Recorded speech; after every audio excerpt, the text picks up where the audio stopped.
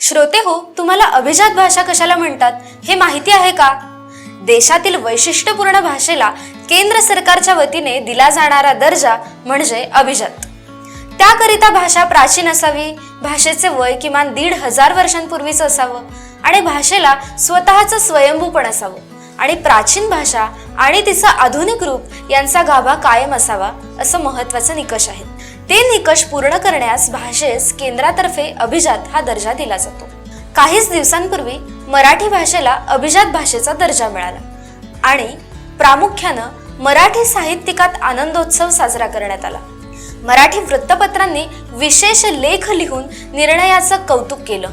मराठी राजकारणी नेत्यांनीही निवडणुकीतील मिळणाऱ्या मतांवर डोळा ठेवून या निर्णयाचं स्वागत केलं. परंतु सामान्य मराठी माणसांना या निर्णयाचं काहीही देणं घेणं नव्हतं, कारण त्यांच्या दैनंदिन बोलण्यात, वाचण्यात, ऐकण्यात इंग्रजी मिश्रित मराठीच येणार होती. त्यामुळं कित्येकांना या मराठी अभिजात भाषा झाली याचं सुतराम कल्पनाच नव्हती किंवा अभिमान देखील नव्हता. साहित्यिक, वृत्तपत्राचे संपादक, लेखक, चित्रपट, नाटकांचे दिग्दर्शक आणि आपण स्वतः मराठी भाषिक यांनी तरी यापुढील काळात मराठी भाषेत घुसलेले परभाषेतील शब्दांना दूर ठेवण्याचा यशस्वी खटाटोप केला आणि मराठीचाच वापर अधिकाधिक केला तरच भाषेचा दर्जा टिकून राहील.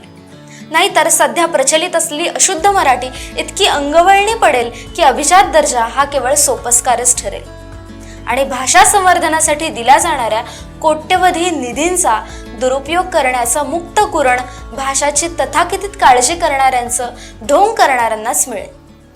नमस्कार, मी अनुराधा कोळी आणि आपण पाहताय सत्यवेद. आतापर्यंत तमिळ, संस्कृत, तेलुगू, कन्नड, मल्याळम, मराठी, बंगाली, पाली, प्राकृत, उडिया आणि आसामी या भाषांना केंद्राच्या वतीने अभिजात दर्जा देण्यात आला आहे. सध्या केंद्राने कोणताही निर्णय घेतला की त्यातून आर्थिक लाभ किती हा प्रश्न कोणाच्याही मनात सहज येतोच. आता अभिजात भाषेचा निधीचा काय संबंध असा प्रश्न तुमच्या मनात येईल. परंतु यापुढील काळात मराठी भाषा संवर्धनासाठी दरवर्षी कोट्यवधींचा निधी केंद्राकडून मिळणार आहे. विद्यापीठामध्ये अभिजात भाषा शिकवण्यासाठी तरतूद करण्यात येणार आहे. प्राचीन ग्रंथ अनुवादित करण्यासाठी ग्रंथालयांना पाठबळ मिळणार आहे. सगळ्यात महत्त्वाचं, मराठी भाषेचे संशोधन करणाऱ्या 2 अभ्यासकांना दरवर्षी पुरस्कार देण्यात येणार आहे आणि बरेच काही लाभ मिळतील.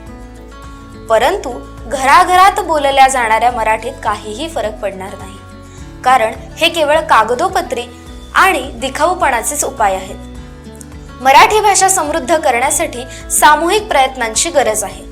आपल्याला भाषेची ओळख बालपणापासून होते.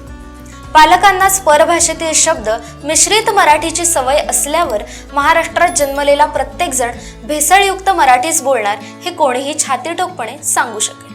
भाषिक अभिमान कशाला म्हणतात याची कित्येक मराठी माणसांना कल्पना सुद्धा नाहीये. त्यामुळेच आज मराठी हा विषय राजकारणी लोकांना महत्त्वाचा वाटतोय आणि त्या प्रश्नी रस्त्यावर उतरून आम्हीच खरे मराठी प्रेमी हे दाखवून द्यावे लागते. भाषाभिमान कशाला म्हणतात ते मराठी प्रेमींनी दक्षिणेकडील राज्यातील नागरिकांकडून शिकायला पाहिजे. तमिळ, तेलुगू, कन्नड, मल्याळम या 4 प्रमुख भाषा याचं ज्वलंत उदाहरण आहेत. या भाषा बोलल्या जाणाऱ्या राज्यातील चित्रपटांची नावं त्यांच्या भाषेतच असतात. नाहीतर आपल्या मराठी चित्रपटांची नावे इंग्रजीत ठेवण्यास अनेक दिग्दर्शक प्राधान्य देतात. Timepass, judgement, double seat, dear love, happy journey, no entry असे चित्रपट मराठीत बनतात. दुसरीकडे सध्याच्या नाटकांची नावे काय? All the best, family drama, thanks dear, idiots, vacuum cleaner, pleasant surprise, 1 ना 2. वास्तविक याची लाज वाटली पाहिजे, परंतु आपल्याला त्याचे काहीच वाटत नाही. साहजिकच मराठी प्रेमी म्हणवून घेणारा कोणीच दिग्दर्शकांना याचं जाब विचारत नाही की चित्रपटावर किंवा नाटकांवर बहिष्काराची भाषा अजिबात करीत नाही. वृत्तपत्र आणि मराठी माणूस यांचं अतूट नातं आहे. सध्या मराठी वृत्तपत्रांच्या ज्या पुरवण्या क्षमस्व सध्याच्या भाषेत ज्या सप्लिमेंट निघतात त्यांची नावं पाहिली की डोक्याला हात लावून घेण्याशिवाय पर्याय राहत नाही. प्रबोधनाचा वारसा पुढे नेण्याचं काम करणाऱ्या वृत्तपत्रांना सध्या अनेक मराठी भाषिक पेपर असे म्हणतात. हे दुर्दैव. स्टॉलवर देखील वृत्तपत्र विक्रेते वाचकांना तुम्हाला कोणता पेपर पाहिजे असं विचारतात. कालाय तस्मै नमः. दुसरं काय? वृत्तपत्रांनी मराठी वाचकांना शुद्ध मराठीची गोडी लावायची की भेसळ असलेली मराठीची, याचा विचार वृत्तपत्राच्या संपादकांनी केला पाहिजे. सध्या लोकसत्ता हे वृत्तपत्र सोडलं तर इतर सर्व वृत्तपत्रात शुद्ध मराठी वापरली जात नाही असं आमचं मत आहे. वृत्तपत्रांच्या ज्या पुरवण्या निघतात त्यांची नावं काय तर good morning, smart Mumbai, my Pune, today, hello Nashik, DB star ही काय मराठी वृत्तपत्रांच्या पुरवण्यांची नावं आहेत? शिवाय ज्या विविध बातम्या प्रसिद्ध केल्या जातात त्यामध्ये परभाषेतील प्रामुख्याने इंग्रजी भाषेतील शब्दांचा भरणा असतोच.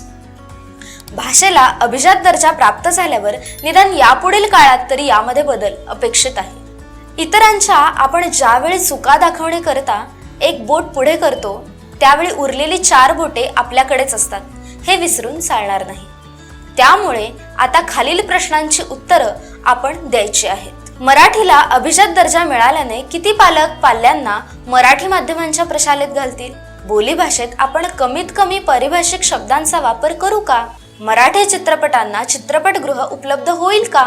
त्यांना महत्त्वाची वेळ सध्याच्या मराठीत प्राईम टाइम मिळेल का? दुकानदारांनी मराठीत पाट्या लावाव्या याकरिता कोणत्याही राजकीय पक्षांना आंदोलने करावे लागणार नाही याची आपण काळजी घेऊ. महाराष्ट्रातील कोणत्याही शहरातील बाजारपेठेत वावरताना आपण हिंदी नव्हे तर मराठी भाषेतूनच बोलण्यास प्राधान्य देऊयात का?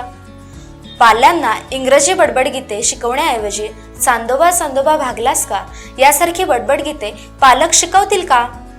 आपण घरी मराठी वृत्तपत्र विकत घेऊन वाचू का? त्यामध्ये पारिभाषिक शब्द आढळल्यास त्याचा पत्र पाठवून निषेध करू का? महिन्यात किमान 1 मराठी पुस्तकाची खरेदी करण्यास आपण प्राधान्य देऊयात का? आज मराठी भाषा टिकवायची असेल तर यावर विचार करून त्यानुसार कृती करणं गरजेचं आहे. स्वातंत्र्यवीर सावरकर यांनी भाषाशुद्धी हा ग्रंथ लिहून खूप मोठे काम केले आहे. हिंदुत्ववादी नेते आणि कार्यकर्ते नेहमीच स्वातंत्र्यवीर सावरकरांचं नाव घेतात, परंतु स्वातंत्र्यवीरांनी मराठी भाषेच्या शुद्धीसाठी जो आग्रह धरला त्याकडे सोयीस्करपणे दुर्लक्ष करताना दिसतात. राज्य सरकारला मराठी भाषेचा अभिमान असेल तर यापुढे जी वृत्तपत्रे शुद्ध मराठीचा वापर करतील त्यांनाच राज्य सरकारतर्फे जाहिराती देण्यात येतील असं धोरण जाहीर केलं पाहिजे. केंद्राकडून मिळणाऱ्या निधीचा उपयोग करून मराठी पुस्तकांच्या किमती कमीत कमी करता येतील का याकडेही लक्ष दिलं गेलं पाहिजे. जनसामान्यांच्या मनात मराठी भाषेचा अभिमान जागृत होण्यासाठी जे काही करता येईल ते सर्व काही केलं पाहिजे. भाषा संवर्धनासाठीच्या उपायांकडे कागदोपत्री नव्हे तर दैनंदिन कामकाजात मराठी माणूस ज्यावेळी शुद्ध मराठीचा आग्रह धरेल त्याच वेळी मराठी भाषेला मिळालेल्या अभिजात दर्जाचे सार्थक होईल. व्हिडिओ आवडले असल्यास लाईक करा, शेअर करा आणि सबस्क्राईब करा. तोपर्यंत नमस्कार.